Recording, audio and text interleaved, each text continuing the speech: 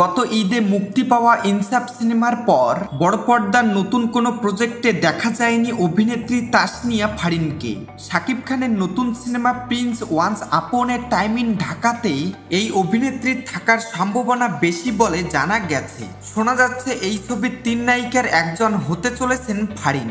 আগামী কয়েকদিনের মধ্যে আনুষ্ঠানিক ঘোষণা আসতে পারে। বাংলাদেশের জনপ্রিয় অভিনেত্রী তাসনিয়া ফারিন টেলিভিশন ওটিটি বড় পর্দায় দাপট দেখিয়েছেন তিনি। গেল ঈদের ছবি ইনসাফে তার উপস্থিতি নজর কেড়েছে দর্শকের।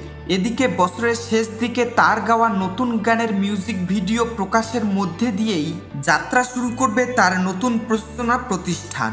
সাম্প্রতিক সময়ে অভিনয়ে তেমন ব্যস্ত নন তাসনিয়া ফারিন।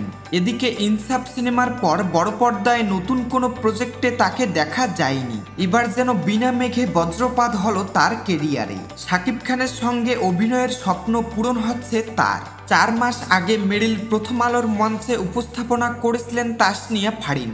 একটা পর্যায়ে মঞ্চে পুরস্কার নিতে ওঠেন শাকিব খান। মঞ্চে কথা বলার এক পর্যায়ে তাসনিয়া ফারিন ইচ্ছা পোষণ করেন শাকিব খানের সঙ্গে সিনেমায় অভিনয়ের। ফারিনের সেই ইচ্ছা পূরণ হতে চলেছে। শাকিব খানের নতুন cinema Prince once upon A time in Dhaka, এতে থাকার সম্ভাবনা রয়েছে ফারিনের। এই ছবির 3 নায়িকার একজন হতে চলেছেন তিনি।